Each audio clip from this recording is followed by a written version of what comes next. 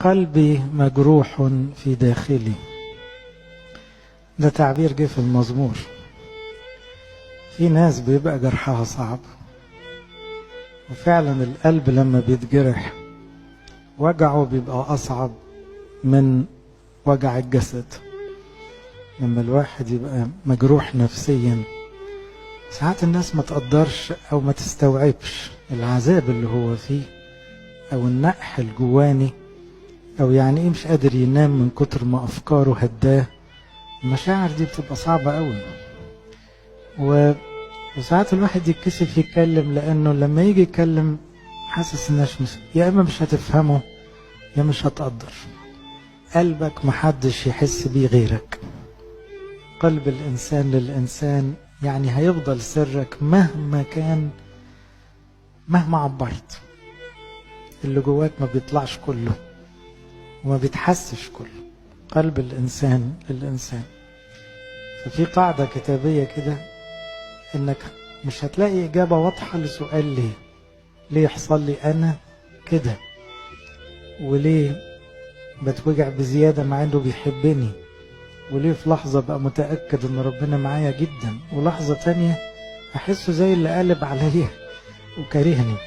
والغريب إنه الشعور ده ملوش سبب واحد، إنما لازم يعدي علينا كلنا، وبتوع ربنا بالذات بيعدي عليهم كتير، لأنه لازم يدوقوا جثماني بتاعت المسيح، لازم يدوقوا صليب المسيح، فيقولوا قلبي مجروح في داخلي.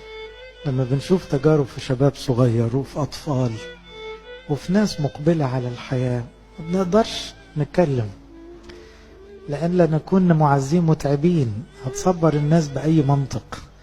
ما هو غصب عن أي شاب برضه مقبل على الحياة، له أحلامه وله طموحاته وأهله له يعني منوا له حاجة، بقينا في حتة تاني خالص بقى، هيعيش ولا مش هيعيش ولا.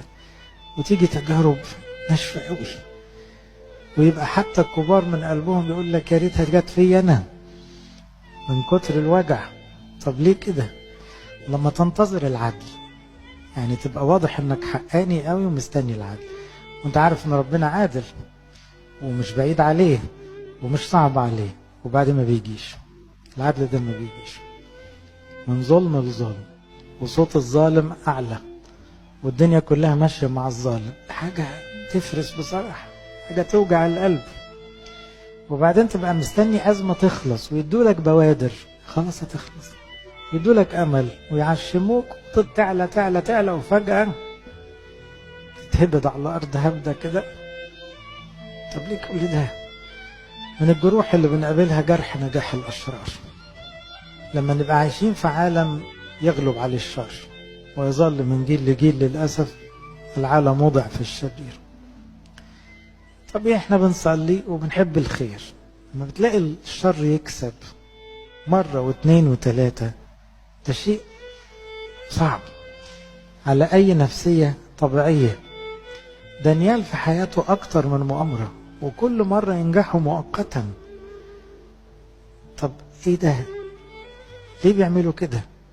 وليه بيتحط في الظروف القاسية اللي زي كده؟ مش ممكن تطلع من جرح القلب الشديد ما كانتش السماء تشغلك، الأرض تزود نكدك، العشم في الدنيا يزود الكآبة.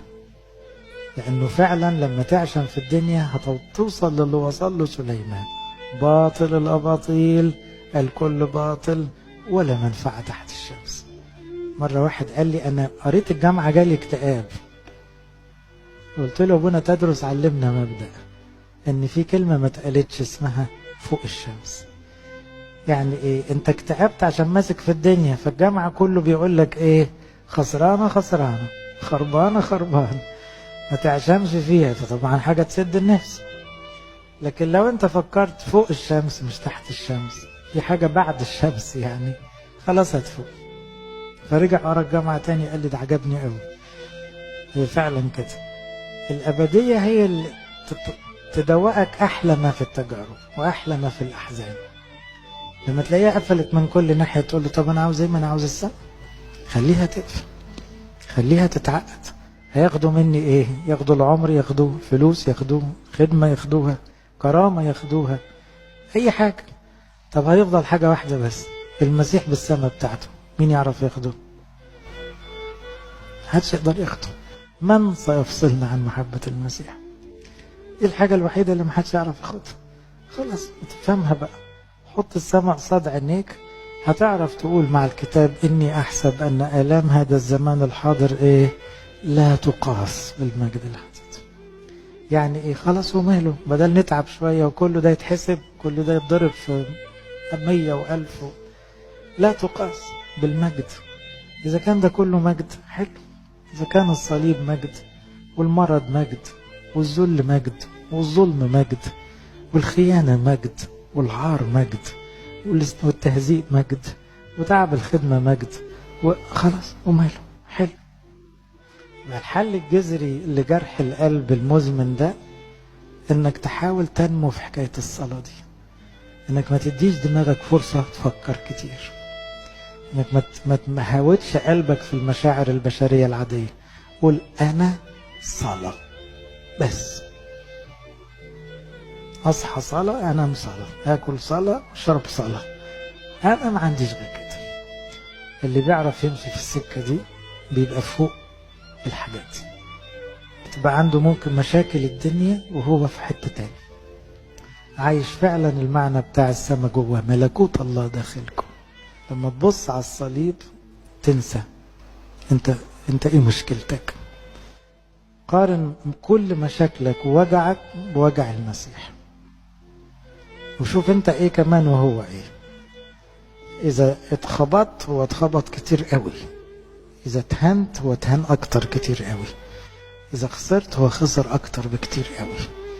اذا اي حاجة عدت عليك مر قوي، المرارة دي ما تجيش حاجة جنب اللي شاف. لو عرفت تركز فيه، اخطيت في التعبير، هيصعب عليك ومش هتصعب عليك نفسك. هتقول له يا حتة انسان يستاهل كل اللي يجراله، والاله الحقيقي يحصل له ده كله. لا يعني مهما حصل لنا، يعني ما احنا بشر في الاخر، تراب يعني، انما ربنا له المجد يقبل ده كله عشان يحيلنا ويصالحنا ويقول لنا تأكدوا ان الوجع مهم، اعرفوا انه ضروري، لان انا بدوقه معاكم اهو، بشربه معاكم، بجتاز معاكم نفس السكة الصعبة دي، بس انا هاخدها على اخرها بقى، هعدي كل الوجع بتاعكم بشويات.